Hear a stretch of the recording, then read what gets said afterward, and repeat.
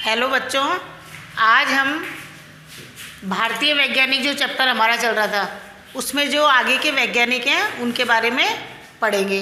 उनकी जीवनी के बारे में, उन्होंने कौन कौन सी उपलब्धियां हासिल करी। तो आप नेक्स्ट जो हम वैज्ञानिक के बारे में पढ़ रहे हैं वो है प्रफुल्ल चंद्र रॉय। अब आपको पहले तो सबसे पहले जो भी वैज्ञानिक के बारे में हम पढ़ रहे हैं उनके बारे में पता होना चाहिए कौन से क्षेत्र से हैं ये। तो प्रफुल्ल चंद्र जो रॉय हैं उनका जन्म 2 अगस्त 1861 को हुआ था बंगाल के फूलन खुलना जिले में। बंगाल में इनका जन्म हुआ था, फूलन खुलना जिले में। बाकी इसके जो मेन पॉइंट है वही मैं आपको इसमें लिखे हुए हैं, बाकी आप अपनी बुक में से पढ़ेंगे। जो ये मेन पॉइंट लिखे इन्हीं में से बोर्ड में क्वेश्चन पूछे जाते हैं। तो किस में हुआ था? बंगाल के फूलन खुलना जिले में। ये कौन से क्षेत्र में इन्होंने कार्य किया था? रसायन क्षेत्र में, केमिस्ट्री। प्रेसिडेंटी कॉलेज के असिस्टेंट प्रोफेसर के सामान्य पद पर क्या हुए थे? नियुक्त किए थे। इन्होंने रसायन का अध्ययन किया। अध्ययन करने के बाद ये एक सामान्य पद पर इनको नियुक्त कर दिया गया। यहाँ से इन्होंने एक केमिकल, बंगाल केमिकल की स्थापना करी थी।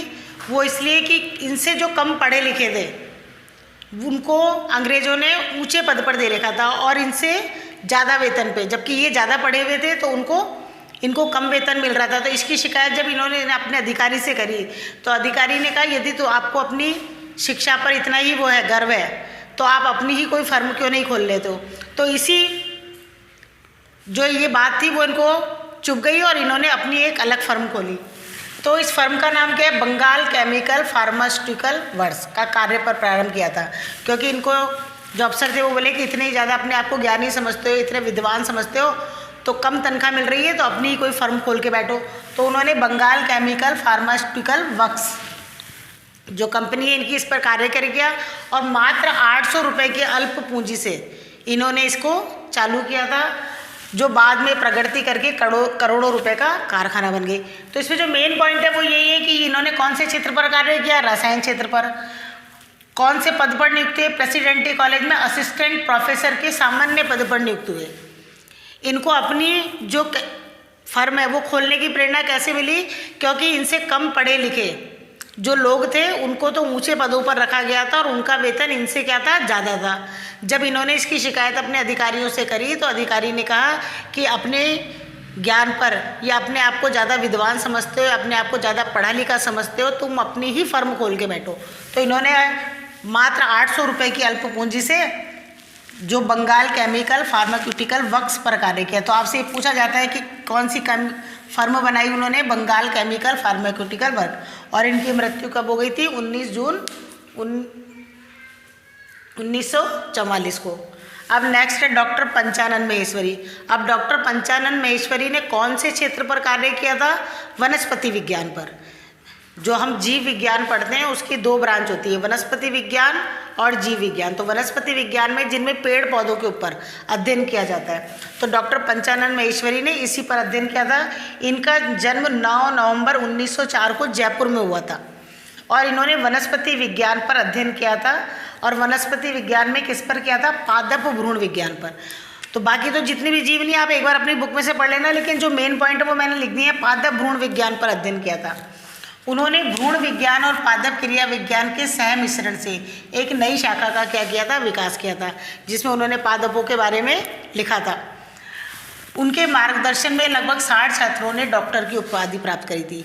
इन्हीं की देखरेख में लगभग 60 जो डॉक्टर थे, भाई जो पीएचडी करते हैं बहुत, तो उनके आगे क्या लग जाता है? डॉक्टर लग जाता है। इसके उस क्षेत्र पर कार्य किया, वनस्पति विज्ञान में क्या करी? पीएचडी करी, तो उनको डॉक्टर की उपाधि मिली। इन्होंने बहुत सारे छात्रों का क्या किया? मार्गदर्शन किया। और इनकी मृत्यु 18 मई 1966 को हो गई थी। जो नेक्स्ट है वो है डॉक्टर सलीम अली।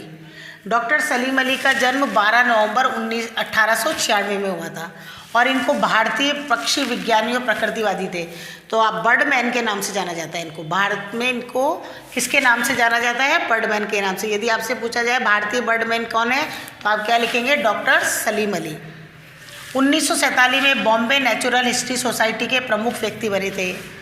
भरतपुर पक्षी अभ्यारण्य के निर्माण और एक बांध परियोजना को रोकवाने पर इन्होंने क्या दिया था? जोर दिया था। तो उन्होंने कहा था कि इससे पक्षियों को क्या होता है? तकलीफ होती है। इस तरह से हम पक्षियों को पकड़ते हैं। बांध परियोजना बना रहे हैं तो हम पक्षियों के आवासों को क्या कर रहे हैं, नष्ट कर रहे हैं। तो उसको रुकवाने पर इन्होंने जोर दिया था। इनकी जो आत्मकथा, मोस्ट इम्पॉर्टेंट क्वेश्चन है कि डॉक्टर सलीम अली की आत्मकथा का क्या नाम है, द फॉल ऑफ स्पैरो। इसका नाम क्यों रखा गया है, क्योंकि खेल ही खेल में अपनी एक बंदूक, जो बच्चों की खिलौने की बंदूक है, उससे ही बंदूक चला रहे थे, तो एक पीले गर्दन वाली जो गौरैया या पक्षी थी वो क्या हो गई थी, खत्म हो गई थी। तभी से इन्होंने पक्षियों के संरक्षण के ऊपर कार्य करना क्या किया, प्रारंभ किया। और इनकी आत्मकथा द फॉल ऑफ स्पैरो में पतली गर्दन वाली गौरैया की घटना को अपने जीवन का परिवर्तन क्षण माना, कि जब उनसे ये घटना हो गई थी तभी से इनके जीवन में क्या आ गया, परिवर्तन आ गया। और इन्होंने पक्षियों को बचाने के लिए उनका किस तरह से संरक्षण करना चाहिए, इसके ऊपर विशेष क्या किया था, कार्य किया था। इन्हें बर्डमैन के नाम से जाना जाता है। तो बर्डमैन के नाम से जाना जाता है डॉक्टर सलीम अली को। सम्मान, इनको कौन सा सम्मान दिया गया, भारत ने पद्म विभूषण से इनको क्या किया गया था, सम्मानित किया गया था। और इनकी मृत्यु हो गई थी 1990 में। तो जो ये पॉइंट है यहीं से, the fall of sparrow, Birdman के नाम से किसको जाना जाता है, इन सब के बारे में आपको पता होना चाहिए। और आपकी इस चैप्टर में जो लास्ट वैज्ञानिक का देने का है वो है डॉक्टर APJ अब्दुल कलाम। तो डॉक्टर APJ अब्दुल कलाम के बारे में तो आप सबको पता है कि मिसाइल मैन के नाम से जाना जाता है। इनको किसके नाम से जाना जाता है, मिसाइल। तो जो मिसाइल हैं उनका जो निर्माण है वो इन्हीं की देखरेख में हुआ था। इनका जन्म 15 अक्टूबर 1931 को हुआ था। आया हुरे सोलेमान इनके प्रेरणा स्रोत थे, यानी जो गुरु जिसको हम कहते हैं वो कौन थे, आया हुरे सोलोमन। सोलोमन का गुरु मंत्र था जीवन में सफलता पाने के लिए 3 मुख्य बातें।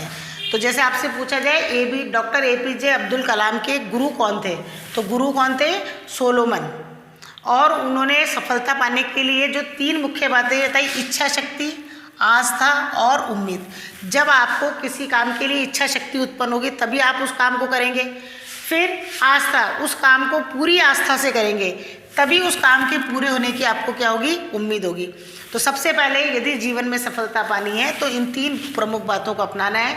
इच्छा शक्ति, अंदर से कोई भी काम करने की आपकी क्या होनी चाहिए, इच्छा शक्ति होनी चाहिए। और जिस काम को करने के लिए आपकी इच्छा शक्ति हुई है उस काम को पूरी आस्था से करना चाहिए, पूरी लगन से और आस्था से करना चाहिए। और जब कोई भी काम आप पूरी लगन या आस्था से करेंगे तभी उस काम के पूरे होने की क्या होगी, उम्मीद होगी। तो ये उन्होंने, जो उनके गुरु थे सोलोमन, उन्होंने इनको गुरु मंत्र दिए थे। और इन्हीं 3 मुख्य बातों को उन्होंने अपने जीवन में रखा और इसी के आधार पर डॉक्टर APJ अब्दुल कलाम को क्या मिली, सफलता मिली। इनके निर्देशन में प्रमुख मिसाइलें, most important question, doctor APJ Abdul Kalam के निर्देशन में कौन कौन सी मिसाइलें बनी, तो कौन कौन सी, पृथ्वी, अग्नि, त्रिशूल, नाग और आकाश। इन मिसाइलों का निर्माण डॉक्टर APJ अब्दुल कलाम के निर्देशन में ही हुआ था। 1998 में पोखरण में किए गए परमाणु परीक्षण का नेतृत्व भी किसने किया था, डॉक्टर APJ अब्दुल कलाम। पोखरण का है राजस्थान में, जो परमाणु परीक्षण किया था वो इन्हीं के निर्देशन में हुआ था। 2002 से 2007 तक ये भारत के राष्ट्रपति रहे। तो डॉक्टर अब्दुल कलाम भारत के राष्ट्रपति 5 साल तक रहे, 2002 से 2007 तक। उनको कौन कौन से सम्मान दिए गए, पद्म भूषण, पद्म विभूषण, भारत रत्न, जितने भी बड़े बड़े सम्मान हैं इन सबसे डॉक्टर APJ अब्दुल कलाम को सम्मानित किया गया। और इनकी मृत्यु कब हुई थी, 27 जुलाई 2015 में, जब IIM शिलोंग में ये क्या दे रहे थे, भाषण दे रहे थे। और भाषण देते देते इनको क्या आ गया था, अटैक आ गया था और वहीं पर इनकी क्या हो गई थी, मृत्यु हो गई थी। तो इस तरह से इस चैप्टर में हमने जितने भी भारतीय वैज्ञानिक और उन्होंने कौन कौन सी उपलब्धियाँ हासिल करी हैं उन सब के बारे में पढ़ा है। आप अपनी बुक में से इसकी पूरी रीडिंग लगाने के बाद जो मेन पॉइंट है जहाँ से बोर्ड में क्वेश्चन बनते हैं उन पॉइंटों को मैंने इस पे लिख दिया है। अब आपको इस बुक के पीछे के जितने भी क्वेश्चन हैं वो अपनी होमवर्क कॉपी में करने हैं। नेक्स्ट लेक्चर में हम नया चैप्टर स्टार्ट करेंगे। Thank you.